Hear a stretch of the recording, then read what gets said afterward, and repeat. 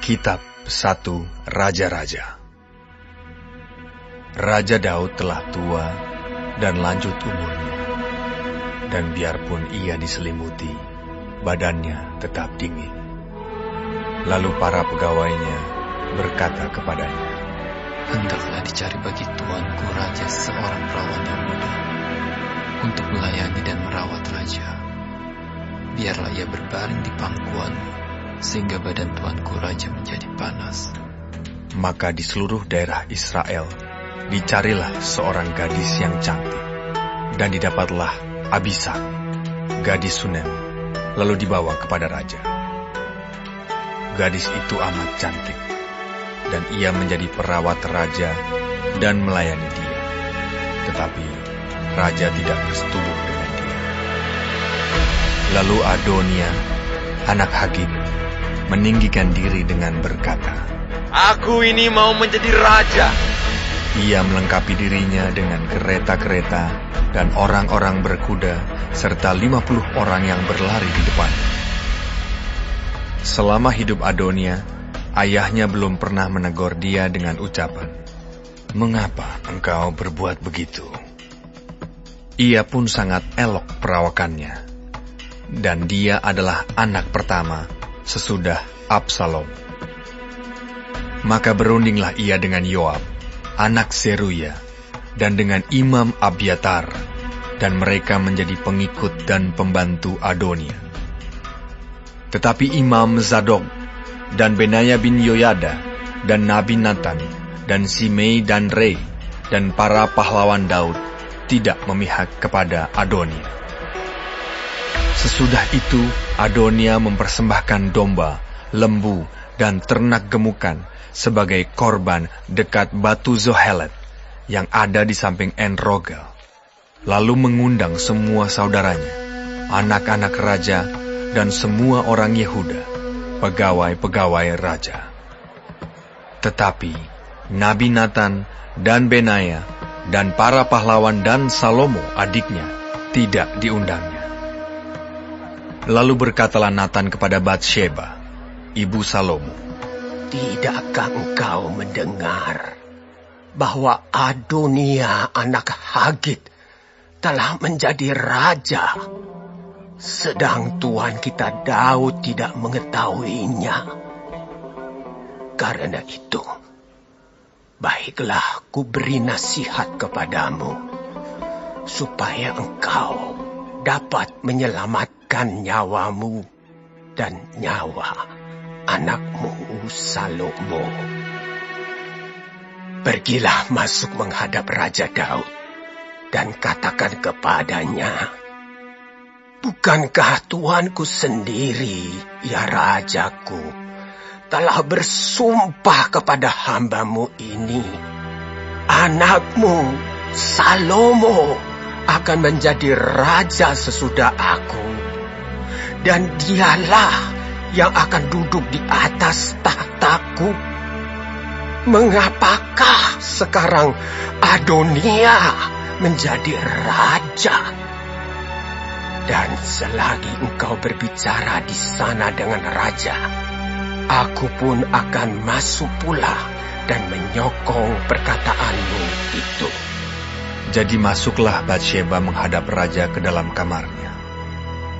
Waktu itu raja sudah sangat tua, dan Abishag, gadis Sunem itu, melayani raja. Lalu Batsheba berlutut dan sujud menyembah kepada raja. Raja bertanya, "Ada yang kau ingini?" Lalu perempuan itu berkata kepadanya, "Tuanku sendiri telah bersumpah demi Tuhan Allahmu kepada hambamu ini, anakmu Salomo akan menjadi raja sesudah aku, dan ia akan duduk di atas tahtaku. Tetapi sekarang, lihatlah, Adonia telah menjadi raja, sedang tuanku raja sendiri tidak mengetahuinya. Ia telah menyembelih banyak lembu, ternak gemukan, dan domba, dan telah mengundang semua anak raja dan Imam Abiatar dan Yoab, panglima itu. Tetapi hambamu Salomo tidak diundangnya. Dan kepadamu lah ya Tuanku Raja, tertuju mata seluruh orang Israel, supaya Engkau memberitahukan kepada mereka siapa yang akan duduk di atas tahta Tuanku Raja sesudah Tuanku. Nanti aku ini dan anakku Salomo dituduh bersalah. Segera sesudah Tuanku Raja mendapat perhentian bersama-sama dengan nenek moyangnya.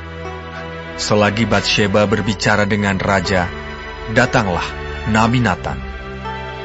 Diberitahukan kepada raja. Itu ada Nabi Natan.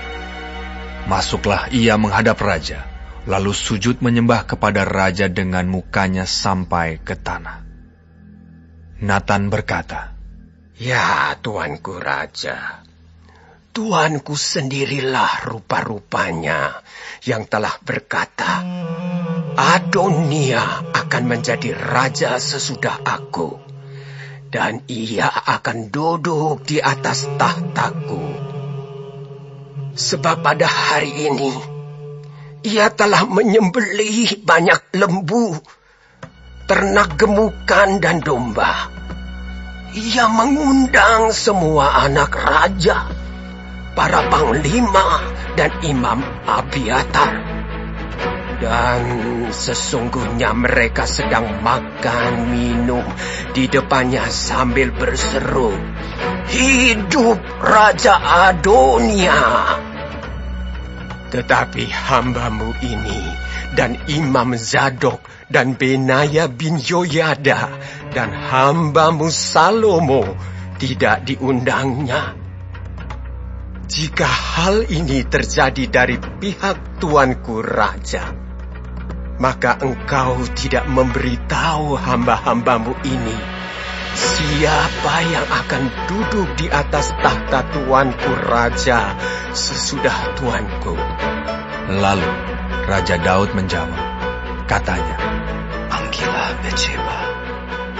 perempuan itu masuk menghadap raja dan berdiri di depannya. Lalu raja bersumpah dan berkata, Demi Tuhan yang hidup, yang telah membebaskan nyawaku dari segala kesesakan, pada hari ini aku akan melaksanakan apa yang kujanjikan kepadamu. Demi Tuhan Allah Israel, dengan sumpah ini, anakmu Salomo akan menjadi raja sesudah aku, dan dialah yang akan duduk di atas tahtaku, menggantikan aku. Lalu Batsheba berlutut dengan mukanya sampai ke tanah. Ia sujud menyembah kepada raja dan berkata, Hidup Tuanku Raja Daud untuk selama-lamanya. Lagi kata Raja Daud, Panggillah Imam Zadok, Nabi Natan, dan Benaya bin Yoyada. mereka masuk menghadap raja, dan raja berkata kepada mereka, Bawalah para pegawai tuanmu ini, naikkan anakku Salomo ke atas bagal betina kendaraanku sendiri, dan bawa dia ke Gihon. Imam Zadok dan Nabi Natan harus mengurat dia di sana menjadi raja atas Israel. Kemudian kamu meniup sangkakala dan berseru, Hidup Raja Salomo. Sesudah itu kamu berjalan pulang dengan mengiring dia.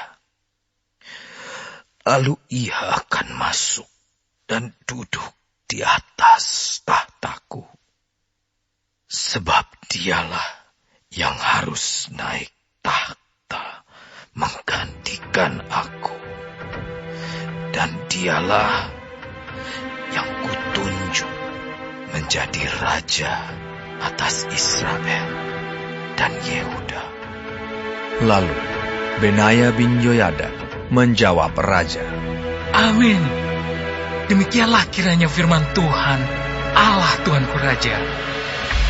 Seperti Tuhan menyertai Tuanku Raja, demikianlah kiranya ia menyertai Salomo. Semoga ia membuat tahta Salomo lebih agung dari tahta Tuanku Raja Daud. Lalu pergilah Imam Zadok, Nabi Natan, dan Benaya bin Yoyada dengan orang Kreti dan orang Pleti. Mereka menaikkan Salomo ke atas bagal betina Raja Daud dan membawanya ke Gihon. Imam Zadok telah membawa tabung tanduk berisi minyak dari dalam kemah, lalu diurapinya Salomo. Kemudian sangkakala ditiup dan seluruh rakyat berseru. Sesudah itu, seluruh rakyat berjalan di belakangnya sambil membunyikan suling dan sambil bersukaria ramai-ramai, sampai seakan-akan bumi terbelah oleh suara mereka. Hal itu kedengaran kepada Adonia dan kepada semua undangan yang bersama-sama dengan dia ketika mereka baru habis makan. Ketika Yoab mendengar bunyi sangkakala itu, ia berkata, Apakah sebabnya kota begitu ribut? Selagi ia berbicara, datanglah Yonatan anak Imam Abiatar. Lalu Adonia berkata, Masuklah, sebab engkau seorang kesatria, dan tentulah engkau membawa kabar baik. Tetapi Yonatan menjawab Adonia, Tidak, Tuan kita Raja Daud telah mengangkat Salomo menjadi raja. Raja telah menyuruh supaya Imam Zadok dan Nabi Natan dan Benaya bin Yoyada dengan orang Kreti dan orang Pleti menyertai Salomo, dan mereka menaikkan dia ke atas bagal betina raja. Imam Zadok dan Nabi Natan mengurapi dia di Gihon menjadi raja. Dan dari sana mereka sudah pulang dengan bersukaria, sehingga kota menjadi ribut. Itulah bunyi yang kamu dengar tadi. Salomo sekarang duduk di atas tahta kerajaan. Juga pegawai-pegawai raja telah datang mengucap selamat kepada Tuan kita Raja Daud dengan berkata, Kiranya Allahmu membuat nama Salomo lebih masyhur daripada namamu, dan tahtanya lebih agung daripada tahtamu. Dan raja pun telah sujud menyembah di atas tempat tidurnya. Dan beginilah katanya, Terpujilah Tuhan Allah Israel, yang pada hari ini telah memberi seorang duduk di atas tahtaku, yang aku sendiri masih boleh saksikan. Maka semua undangan Adonia itu terkejut, lalu bangkit dan masing-masing pergi menurut jalannya. Takutlah Adonia kepada Salomo, sebab itu ia segera pergi memegang tanduk-tanduk mezbah.